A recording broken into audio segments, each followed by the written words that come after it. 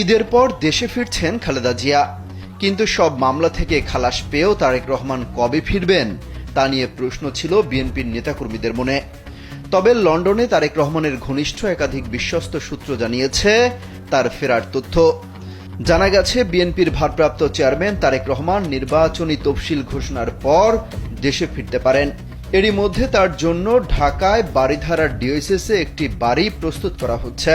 দেশে ফিরে সেখানে তিনি উঠবেন বলে জানা গেছে। ওই সূত্র বলছে তারেক রহমানের স্ত্রী ডক্টর জুবাইদা রহমান ও তার বড় বোন শাহিনা জামান বিন্দুর উত্তরাধিকার সূত্রে বারিধারার ডিওএসএসে একটি বাড়ি আছে। তারেক রহমান সস্ত্রীক ঢাকায় গিয়ে সেই বাড়িতেই উঠতে চান। সেই লক্ষ্যে বাড়িটিতে বড় ধরনের সংস্কার কাজ চলছে।